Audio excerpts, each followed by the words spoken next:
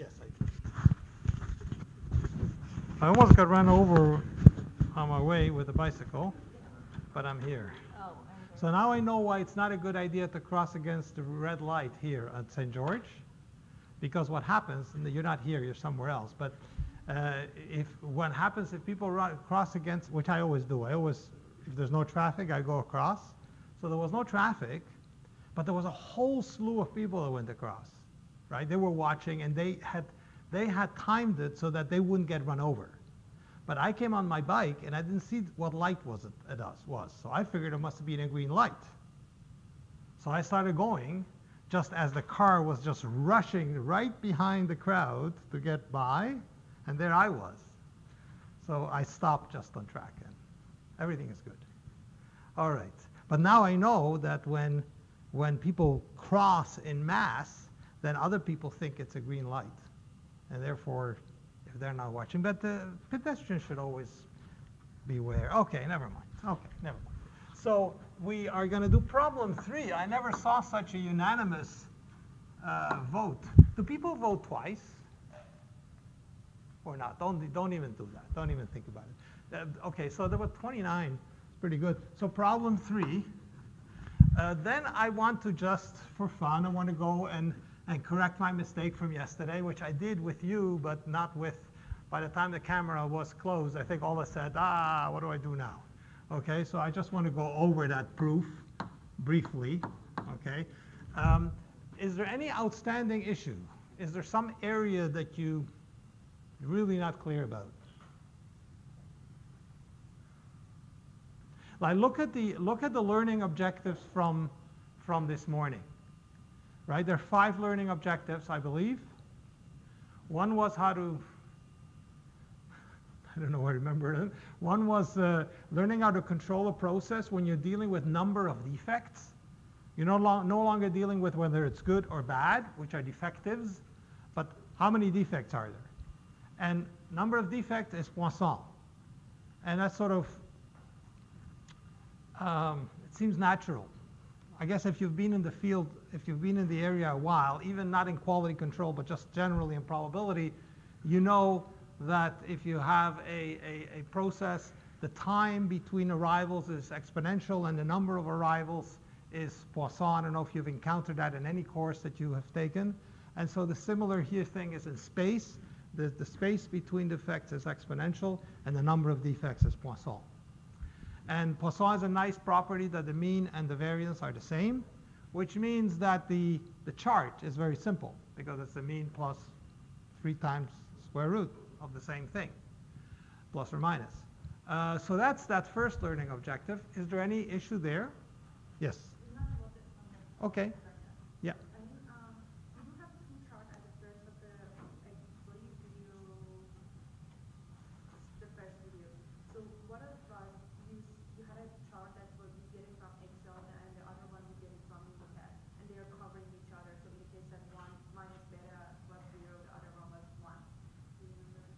Okay, so I'm doing, do you think I have to do, I may have done one in Excel just like that. Could I have done both in Minitab? I'm just thinking because one of them, at the end you said one of two charts are not covered with each other because one of them are binomial and the other one is normal distribution. Right, I see now what you're talking about. Yes. So when I do the calculation in Excel, I'm using the exact formula. I'm using the binomial distribution, one cumulative binomial minus other cumulative binomial, right? And that's the definition. When you go to Minitab, it uses a normal approximation. So so if you want to get a more correct number, I hate to say it to Minitab, what was that? Yeah, you would say the Excel one is the correct one.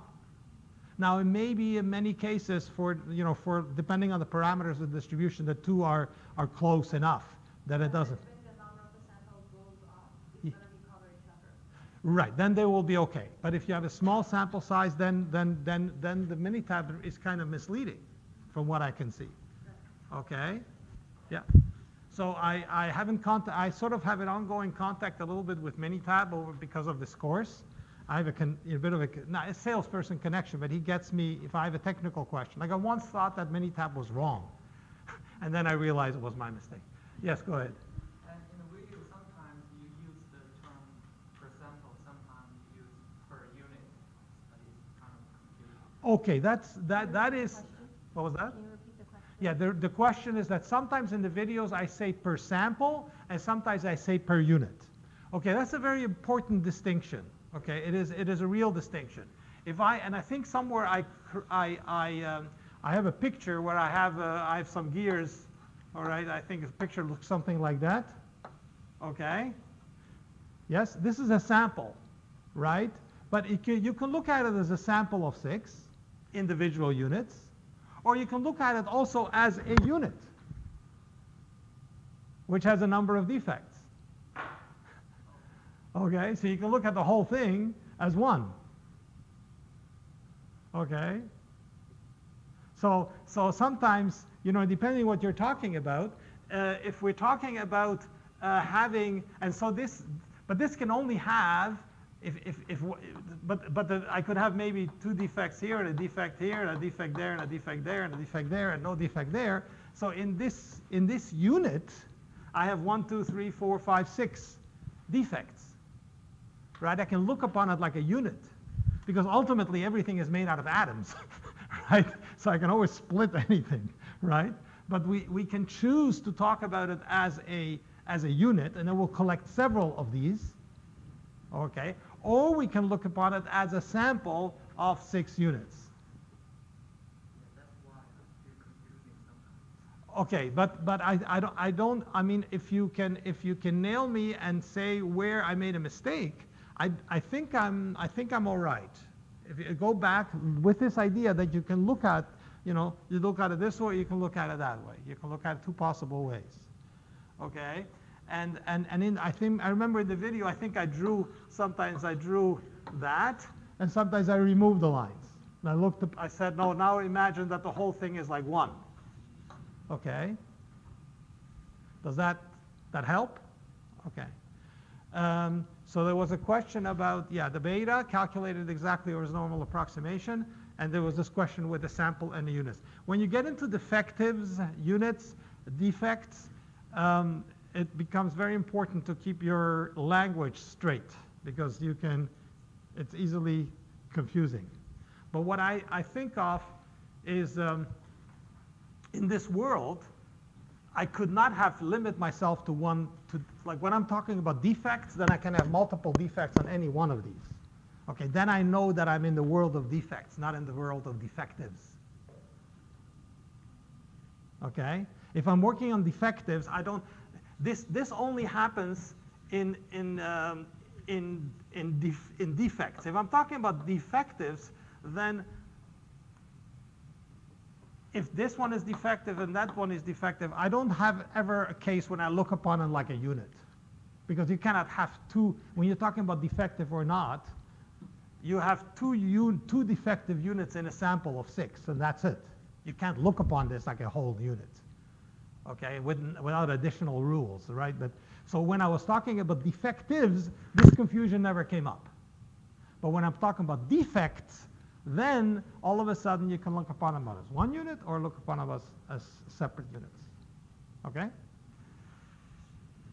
I hope I didn't confuse you even more, but I have a philosophy that when you come out of confusion, then hopefully you're better off than you were to begin with. Without getting confused, it's hard to learn. That's how I learn anyway. I get very confused, and then I finally, okay. So we have the thing and the proof. So that was the first learning objective about defects. And now, to make things even worse, then there's this language of nonconformities, right? Nonconforming. Nonconforming unit is a defective unit. Nonconformities are defects, okay?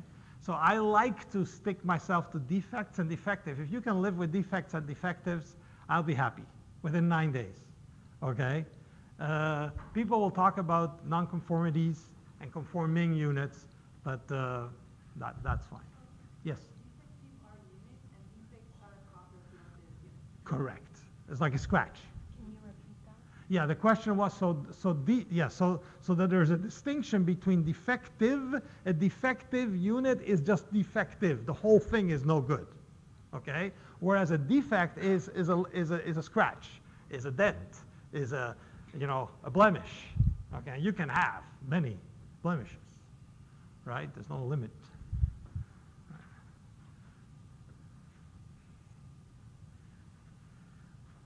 Okay, so this whole difference about defectives and defects is you have to sort of go over it yourself, figure it out, think of it. Okay, now I have it straight, and then, and then when somebody says the wrong thing, you right away catch it. You said the wrong thing, So, but once you have it, you have it. So I don't know if I can speak more about this. I know Nushin has some experience in being a TA for a quality control course, undergrad, and she says it drives the students crazy with these defectives and defects, okay? She says talk about it a lot, go over it and over it, but, so I've done that.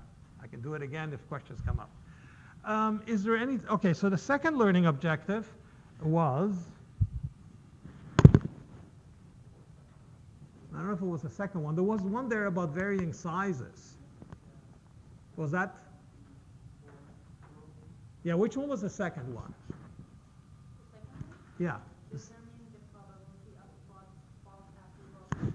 Right. So we got the beta. So when we did the beta with the normal distribution for variables, remember yesterday we got that beta, which is very nice, -3 plus that, between -3 something and +3 something, and it didn't depend, it only depended on k and on n, because sigma was canceled out. For the binomial distribution, for the number of, when we're talking about defectives, right, defectives, and you want to know you're plotting your control chart, and you have either NP or P. The difference between NP and P is very simple. P is just the percentage, right, of the sample, and NP is the number of defectives, right? So NP and P, that's clear? Yeah. So either of them, if you are here and you're there, you also want an ARL. You want to know what is the ARL. You want to know the ATS. You want to design your chart to have the lowest ATS if you have a choice. And the ATS is equal to H times ARL. And you want the ARL for being out of control, because that's the only thing you have control over. The other one is fixed. So now you have ARLs 1 over 1 minus beta. So you come again to the beta. What is beta? You can't get it from alpha. We already settled that. So you need to do the calculation, okay, that the probability that it's within the bounds, and yet it's out of control by a given shift. You have to know the shift, because without the shift, you can't do the calculation, okay? So if you know the shift, that's the K, if you like, and you know the, so then it turns out that you need a p-bar. If you do that in the video, it says you can't get rid of the p-bar, and therefore that's that whole chapter on how to calculate beta. That's a second learning objective, okay? So any questions coming out of that? If you sort of feel comfortable with that you sort of, nothing pops up. Because once you have that beta calculation and it's an expression, and you know how to do it with Excel, that's it. You know that Minitab does a normal approximation, so you are aware of that. That's really all that I can think of. The third one is, the third learning objective. Yes. So what happens now, remember that in the one big difference between attributes and variables is that for variables you're collecting samples of 5, 10, 15, something like that, 20. But when you're trying to detect a shift in the percentage of defectives or a number of defectives, you need large sample sizes. You need like 200. You need to collect a lot of items. Okay, and sometimes you can't catch exactly 100 items. So sometimes you collect 110 and 80 and 90 and all over the place. So now you have a varying n. So you have to deal with that. And I believe there are 3 ways of dealing with it. The dumb way is take the average and then just do it as if, just ignore the differences and just do it with the average. The other one is to have varying control charts. So the control chart, the bounds go up and down. The UCL and the LCL change as you change the sample size. And the third way is by standardizing, correct? So when you standardize, then you have so the first one is most appealing to the masses because it's simple. You know, it's, yeah, I average, it's okay. You know, people are tolerant to not to have to understand more. If you're a little bit more refined, I think you can follow the idea that the control chart changes with number of sample sizes. The other one standardizes, people don't really relate to the standardization unless you know what's going on. So for a technical person that understands, yeah, standardization is the best way. But probably the more used one, correctly used one, is the one that where you see the control chart bounds going up and down. Okay. And yes. Yes. That they can be say defective for P plus and P chart and defect for U and C chart. Can we say defectives for P and P chart and defects for U and C charts? That's correct. Yes, that is correct. The U and C charts are for defects. The P and NP chart are defectives. So so in one. So if you think about all the charts, I mean, you take X bar, X bar R, and then X bar S. Forget about X bar S squared. We didn't really, X bar R, X bar S. Then you have the X chart or the I chart, which is just IMR, right? You need the moving range, right? So those are the ones for variables, right? They're easy, you know, they sort of, the structure makes some sense. Now you're moving to variables. You have defectives, as the person said, and you have defects. You have two for defectives that are very closely related, P and NP. And you have two for defects, which are the U and the C. And the C does them in terms of total number of defects, and the other one is defects per unit. Okay, so it's sort of a little bit related. Look, P and NP, there's a little similarity there. So that's the total number of charts, really. That's it. We spent 9 days on all these charts, but you know, but maybe when you look at it, it's healthy maybe to raise yourself a little bit higher, that it really isn't as massive as perhaps as it appears. But then there's always the exercises. Okay. Is there another question? Yeah. Next objective.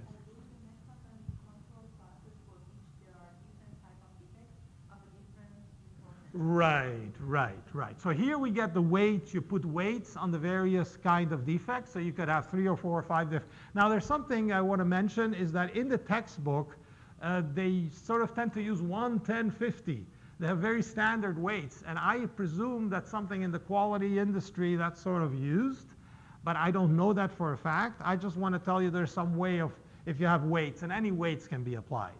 So you may encounter in the practice of quality control, I would like to sort of hear if people have practiced, whether this 1, 10, 50 is kind of popular, or people or companies come with the particular weights for their industry in terms of which one's relatively more important. So there you just take, and then it makes you sort of have to follow that in terms of the mean and the variance to get the control charts for the weighted quantity. Okay, so that's that learning objective. Next. Yeah, go ahead. Explain of weight. Explain? Explain of weight. Takes a while. Oh, he's just writing something, so it takes a while to type. There's another question that says, I wonder why the weight is not in a fraction. Can the weight in fraction? Yes. In fact, I had a discussion with, during office hour, we had a little discussion about this, whether the weights, if you put 1, you make 1, 1 and 1, 2, or you make 1, 1/2 and 1. It doesn't matter. As long as the relative ratio between the weights is the same, it doesn't matter. Whatever you would reject, whatever happens with 1, so it's the ratio that matters. So you can have them add to 1 if you like, right? So you can do that. So you can take the 1, if you took 1 and 10, you can make them, scale them down so that they add up to 1. Okay. And the last, is it the last? I don't know. Yes, the last one. So control process is very small defect. With Very small defect. yes. So this one is one that I particularly like, because I think that if you go into a mature industry, we talk about a lot about phase one and phase two. But I think if you're going to join a company, you're not starting, it's not a startup, okay? You go in a large company that has quality control as part of already of its infrastructure. They're going to have a relatively small percentage of defectives, right? And therefore, you know, you need to collect large samples. You're going to collect huge samples, and you're going to see very few. You're going to see a lot of samples with no defects, right? So probably they will have implemented this G and this T chart, which you saw, and there was a demand for those charts for rare events before Minitab came up with G and T. So Minitab came up with G and T, which is the raw exponential. So here's something that happens. In the video, what happens in the video is that I start with the exponential, and I have something that looks like this. I have a lower control limit, then I have a center line, and then I have an upper control limit here, okay? And I say, that doesn't look nice. So how can we get it to be, and also how do we process it? We don't have any tools really to use. Then we have to introduce exponential, we have to introduce probability limits. So that's important, this idea that instead of, now we stop using plus or minus 3. This is the first time that we stop using plus or minus 3. We have to actually calculate which, you know, where should we put the limits so that we have 90, you know, that we have 99 or 0.1 minus 0.0027 in the middle, and where's the lower one and where's the upper one based on probability calculations, right? Do you remember that? No? That's important. Okay, so you use an exponential. Now these are no longer plus or minus 3 sigma. Okay, but I did this in the video, and then I said I wanted more balanced. So then the text, Montgomery, gives a method for balancing. He says if you introduce then this t prime equals t equal to the 0, this is related to problem 3, okay, 0.2 something or other, okay, it normalizes it. And I said, really? And I didn't believe it. So I started playing with Excel, and I showed you in Excel it actually works.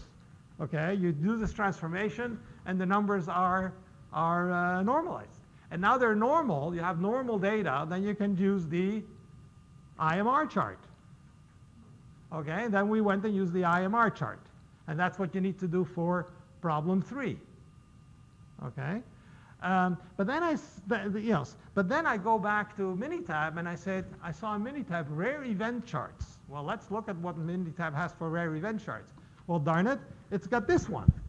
It doesn't normalize. It's perfectly happy with that and to control that. So that's sort of a nice development. Before Minitab put those in, probably the textbooks had them out, and we need to use a chart. We don't have Minitab doing anything. We don't want to do the calculations. So we just do this, we use IMR, and we're done. But now that we have now we have Minitab, maybe this is not necessary anymore. Okay, so you can do it both ways. So just for your information, today's assignment has you doing it this way. Tomorrow I added another question in the, well, it will be there, where it asks you to do the same problem again using Minitab's charts. Now there's Minitab, there's 2 charts, G and T, and I think it's in the video, right? That the G expects times, and then you get into the whole format of times and seconds and hours, and I played around with that, but I never got it to work, so I gave up, and I assumed that the times are a decimal, are real numbers, okay? So this happened at 3.562 hours. This happened at 22.156 hours. You know, just real numbers. And if you use real numbers and they're fractionals, then just go to the T chart. And in T, you have 2 options. Do you want them? You want a real number or you want something else? And you just choose the real number, and then it just does the chart. Okay. And yes. You could just write something as an example for rate. So you just said T is the HR,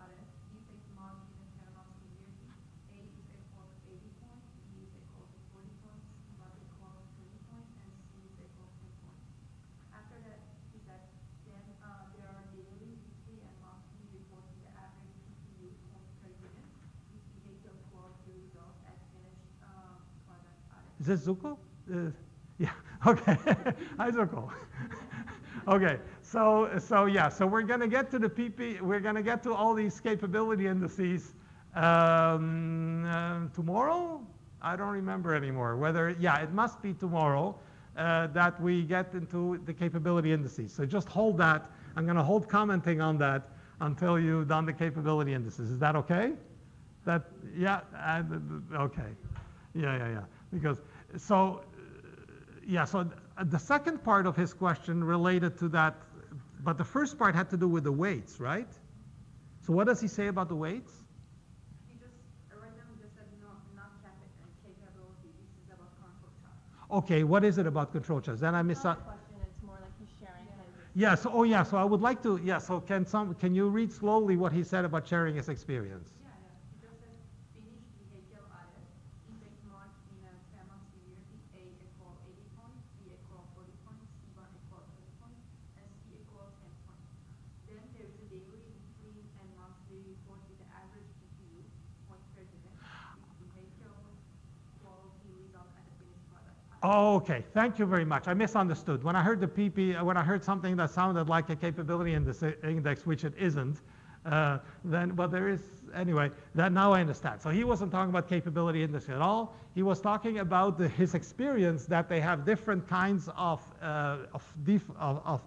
flaws, of defects, and they put weights along the lines that Montgomery talks about.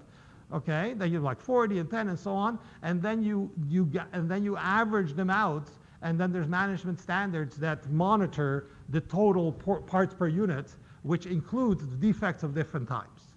Well, thank you very much. I really appreciate that, because it adds a certain element of reality to all this. This is a very practical topic, and I would say that the bulk of what I have seen on internet, in terms of videos and stuff like that, it's all very like accepting that these are the charts and this is how you use them and this is what you do. What I think this course provides, and I think many courses in quality control university provide, is to try to give you an understanding of where these things came from. That they're not just magic, or what assumptions are underlying this. Okay, and I think it's important to have that as engineers going out there, not just taking this for granted, or and if that there is a basis for these things. So that's sort of what I'm adding on. But I want to make sure that we stay linked to what's out there. So much appreciated. And my apologies for misreading the question. Okay, so I think so that's the last of the learning. Now I must add something else, which I'm not sure I talked in the videos. It's just an observation. Is that in this course, we focus on selecting options of frequency and sample size based on ATS. But when in the real world, they will be based on much more extensive analysis. It just won't be ATS. It will be, what is the cost of collecting the sample? What's the consequence of missing these? What's the financial consequence of a faulty approval, if you like, okay? And you bring dollars into the picture. And you bring dollars into the picture of the time that, while it's not being discovered, it's costing. And when you take all kinds of costs and dollars into consideration and somehow put all of that together and then try to determine the frequency and the sample size that minimizes the overall, or maximizes the overall profit, or minimizes the overall cost of unreliability. And that's in a more advanced form of this course that we don't do. But don't go away. And I think Zuko at some point did mention something along those lines. I think it's very important to realize that. Not to say, no, you shouldn't maximize profit, you should minimize ATS. No. Minimize ATS we can do. We can't do the other one yet, but it's a start. Okay. So just going quickly back over the proof. What happened was that I drew this, and then I started at 0. And if you think of a run length, there's no such thing as a run length of 0, because if it's right now, the probability of it falling outside, if you see an X there, it's already there, so there's no probability, right? But, it doesn't exist. You have to start, you start here at 0, and you're going to, the best you're going to find out is that there's an alarm at 1. That's the best you're going to find out. And if you do that, then you start at probability of x, in the lingo that I had yesterday, is probability of x equal to 1, which is going to be equal to alpha, right? And therefore, you get your ARL 1, which is the expected value of x, really being alpha plus, and then you're going to get alpha times 1 minus alpha. Now, this is 1. This will be 2, right? This is weighting 1, run length of 1, run length of 2, and run length of 3 is going to be alpha 1 minus alpha squared, right? Plus, plus, plus. And then if you then multiply both sides by what? You multiply both sides by 1 minus alpha? Yes. So you do 1 minus alpha e of x. That's going to give you alpha times 1 minus alpha. And that's going to give you 2 times alpha 1 minus alpha squared, right? And then if you take that, you're going to take alpha ex. If I get this wrong again, I'll be back again tomorrow at 4 o'clock. Okay, sorry. So we go here and we do alpha plus alpha. Now we subtract. So we're going to go alpha 1 minus alpha plus alpha times 1 minus alpha squared, and so on and so forth. And then therefore ex is equal to 1 plus, because we divide everything by alpha, 1 minus alpha plus 1 minus alpha squared, right? That's that. And that's what we get, okay? And if you, now where do we go from here? So this is just getting rid of the alpha. What should we multiply each side by? 1 of alpha. So now we get 1 minus alpha ex is equal to 1 minus alpha plus 1 minus alpha squared, so on. Now you subtract, you get 1 minus alpha, which is alpha, ex, and this one is 1, and therefore ARL equals ex equals 1 over alpha. Okay, thank God. I don't have to come back again. Otherwise, I feel like the kid who had to write this 20 times, right, when he didn't do the right thing. So at least I had to do it once. Yeah, so the point of this is realizing that the run length is a random variable. Okay, and it's geometrically distributed, which means that small values are more likely, even though the expected value can be large. That's that. So now we get to the proof, not proof. We get to problem 3.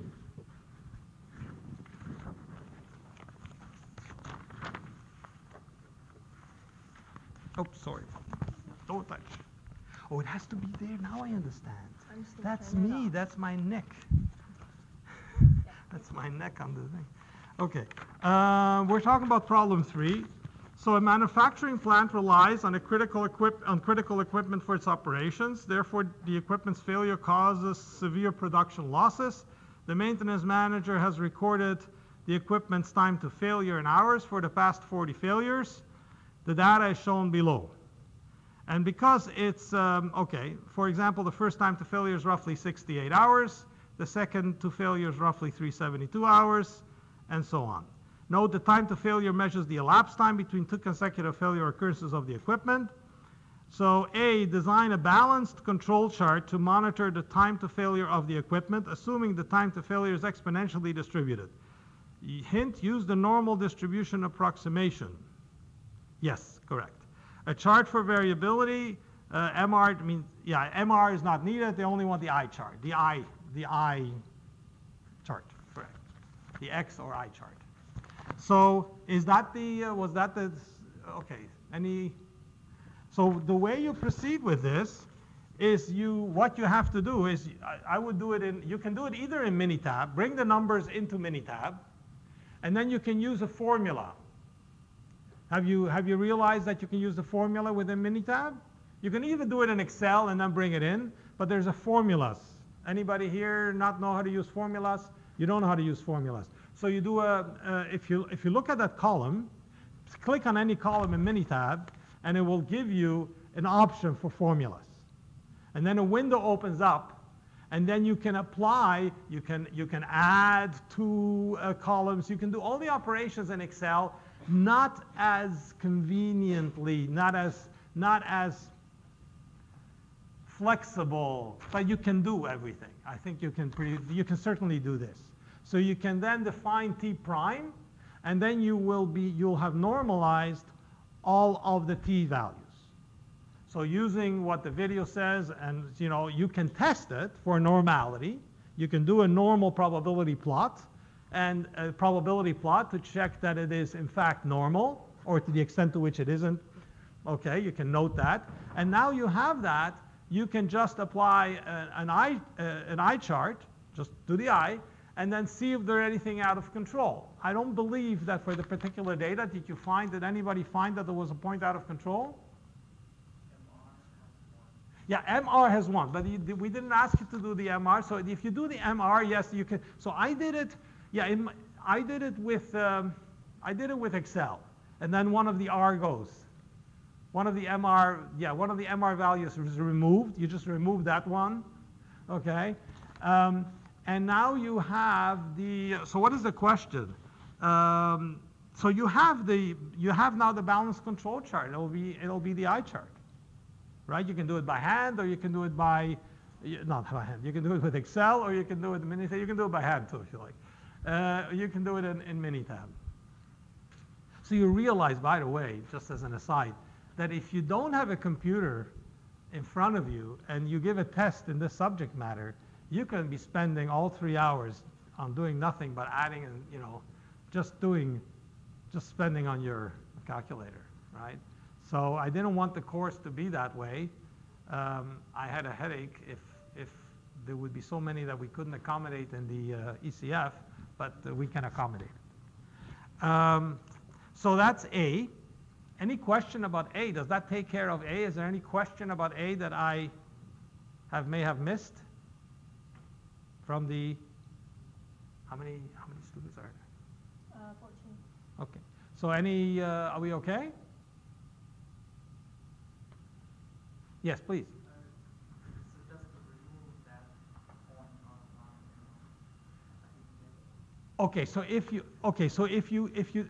The question said that the MR bar is not needed. So strictly to answer this, you don't have to do it. That the MR chart is not needed. But let's say it didn't say that. You wanted to do IMR because you wanted to remove points that are out of control, right? So there was one point that was out of control. So you would get the IMR, you would now do the MR chart first, either in Excel or in Minitab. You would recalculate the MR bar, right, which is now the MR bar is used to determine the upper and lower control limits in the eye chart, right? So you go back to you fix it for the eye chart the same as we did before. Yeah, is that correct? Does anybody, what is the upper and lower control limits for the IMR chart? For the eye chart in the MR?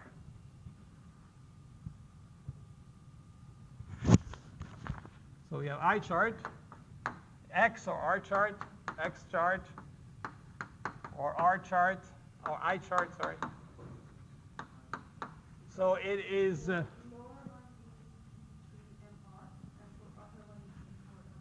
Right. So you have a constant times MR bar. So you need to correct the MR bar in the MR chart to remove that out of control point. So that gives you a new MR bar. Now you have to specify standard deviation. Now you're going to use that same formula that is sigma, an estimate of sigma is MR bar over D2. This formula keeps on occurring, okay? And what will be the D2 will be for what? For what sample size? 2, because you're using xi and xi minus 1. So you always have the D2 for 2. Okay, that's how I think somewhere one of the TAs put it that way. So the D2 you look up is you look at the D2 for 2. You take MR bar over D2 for 2. You then have estimate of the standard deviation. You specify that in the eye chart. You fix that in the eye chart at that level. And then you run the eye chart, see if there's anything out of control. Okay? And then if there is, you remove that. Okay? If not, you're done. Does that answer it? Okay. So that would give you then the eye chart for this situation. Do you believe that the equipment's time to failure is constant? You may answer graphically using the control chart of part A. What did you find? It's non-constant, right? You see, I believe it takes a sudden drop. I remember the MATLAB one, the exponential one, because I just did it. But the other one also goes down. Yes? Yeah, so you could, and B and C are very related questions. Is there a pattern in the time to failure data? It's almost the same thing as answering the B, right? I mean, it's the same thing, but it asks you a reasonable explanation. So what would be a reasonable explanation? It's getting old, okay? So now, if tomorrow when you do it in Minitab, it's better, you'll see what happens, okay? But it's not earth-shattering, but it's nicer in a way. So, so that's problem 3. So it makes me, yeah. So we have now problem. We now have the question of what should be on the assignment, right? So I think I'm going back and I want to provide you. So the way I think about it is like this. You're either, let me separate students into 2 groups. Either you're conscientious or you're not conscientious, extreme, okay? So the extreme of conscientiousness is you've done all 3 already, okay? And the stream of non-conscientious is if you haven't done any, okay? So I would rather that to help the people who are not conscientious, because otherwise we're going to be headed for a disaster later on, that do one more problem than what I said, and it's only 2, they're not too bad. So I'm going to ask you to do 1 and 2 for tonight to hand in. I think given the fact that you're using Minitab, we're using Excel, are you using Excel at all? Yeah? Okay. So you're getting comfortable with that. I don't think these problems are too arduous. They're mostly mechanical, right? And there we are. So it's a 4:45. Maybe I want to ask you about, not technical, this is administrative. I want to ask you, we're not seeing too many questions at the office hour. And that's fine. We'll continue with the office hour, even if there are not a huge number of questions. But I want to know, there's a couple of choices. One possibility is that the technology is not very good. You can't hear well. It's awkward. That's one reason why people aren't asking. So one is, why no more, why office hour is underused. Let's move it that way. I believe it's underused, right? And one reason is because technology. That if this was a personal, if you could come over and sit here at the office hour, we'd have you, and we'd have, if this is better technology, right, we would do this. That's one possibility. The other possibility is that you have just finished watching the videos. You may not have finished watching the videos. You're still kind of confused and startled and stumbled and frustrated and maybe not happy. And you're saying, I may have questions before the exam, but I really don't know what to ask right now. And you're sort of stunned, right? You don't know where to start. So it's too soon. Maybe the answer is it's too soon after videos. So it could be both. It could be neither. It could be that you understand. So let me not put anything other than that. But if I had a show of hands here, how many people here is technology an issue? And that includes asking for the people watching. Can you comment whether technology is an issue or not?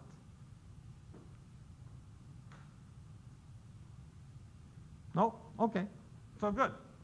So technology is not an issue. That's good to know, at least. It's too soon after the videos. Yeah, we have 1 vote here, 2 votes, 3, 4, 5, 6, 7, 8, 9, unanimous. Okay, so that's what it is. Okay, it's too soon after the videos. Okay, so that has to do with the design of the course. All I can tell you is I was planning to do 9 days and I stopped at 6. So it's a good thing I stopped at my 6 days, which then spread over 9. Are there any suggestions? What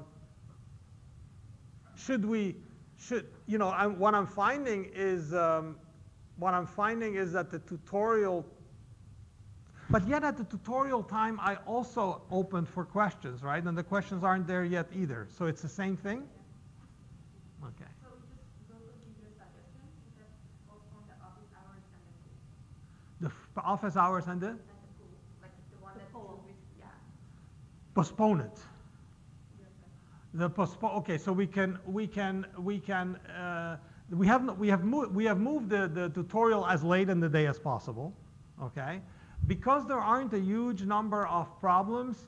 I kind of like to know a little bit. So I don't mind having the pool at 4:45. Sorry, I don't mind just before I come over here, I just see which question you want me to do. Okay, so just that I know what I am. Okay, that's fine. And I don't mind even if we do it here, but it's a little bit more awkward, so we have a pool as an effective way. So we can move the pool to 4:45.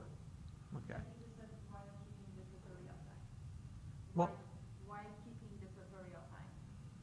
while keeping it, yes. So we'll keep the tutorial time. We'll move the poll to 4:45. Okay, that's easy to do. The next thing is the office hour. So the office hour is now from 1 to 2. We once delayed it by half hour, but maybe should we delay the office? Should they be back to back? Should we have an office hour, let's say, 2:45 to 4:45? Or still too early?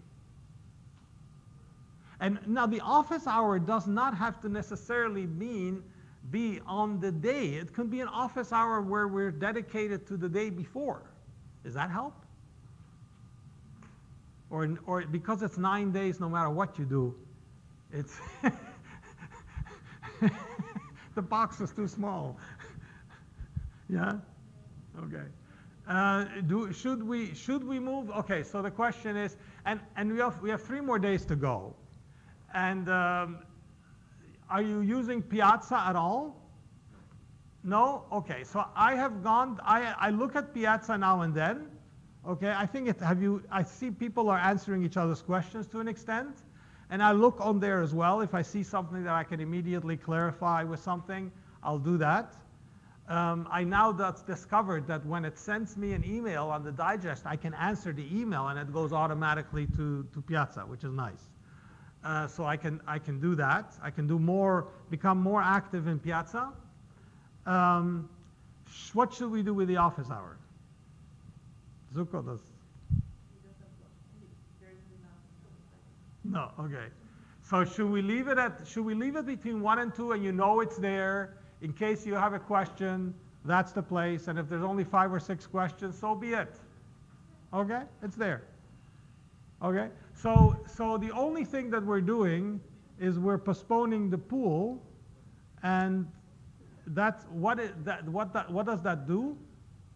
From 3. Right now? Yeah, what it does, it gives you a little bit more time to try the problems.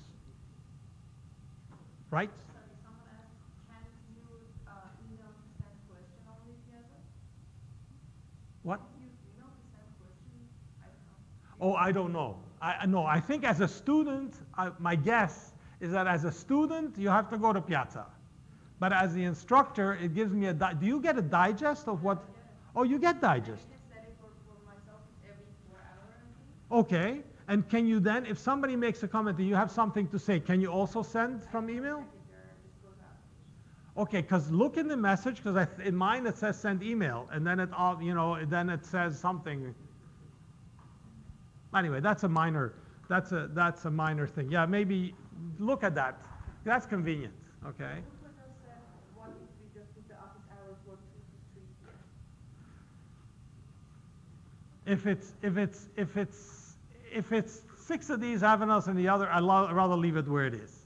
If there is a strong, like that one thing that we postponed it, we have massive votes for postponing it by half hour. Do I get a sense from here we should postpone it by an hour? Or what? What do you say? Yeah, I Yeah, suggest we postpone. we postpone it from, and make it from 2 to 3. Yeah, because the video ends at 12 o'clock and Right. office hours 1 o'clock. Okay, And not have time to have lunch, so Right. absorb into right. So we could, now let me just be devil's advocate, and having it from 3 to 4 and then having 3 to 4 and tutorial, those are too close together. So leave some time for the material, make that 2 to 3, and then have an hour okay, 2 to 3. Yes? You're okay with that? Yes. Yes, might be tricky tomorrow. Okay, But I- well, we will try to postpone and we'll keep you posted as to when it be. We want to move from 2 to 3, but it depends on the availability of the TAs as well. So it does, but I just wanted to know what your preference would be, and then we can see to what extent we can follow up on that. So I'm not committing right now, but I heard you. We will try to make it from 2 to 3. If not every day, we'll try the best we can on the days, and we'll keep you posted. Okay, folks? Yes, please. Is it possible that we keep having TA classes and also office hours for Sunday, Saturday, Okay. Okay. Well, no, I understand. No. Okay. So given that you asked this, we discussed this. We didn't discuss it as generously as you've just requested, but I would say that for Saturday, Sunday, I think Piazza is a good place. I think in terms of having a live office hour, we were thinking of Monday. We were thinking of Monday 1 to 2. Okay, just keep it in the same time frame, okay? And have a Monday hour 1 to 2. So after you've absorbed it and you've gone back and Saturday, Sunday, we'll have it live. We'll have an office hour from 1 to 2 on Monday, okay?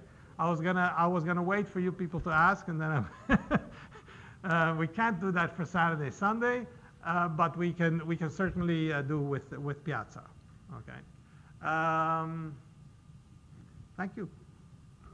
See you. Have a good evening. Yeah, I'm sorry, I have to say this to make it a level playing field.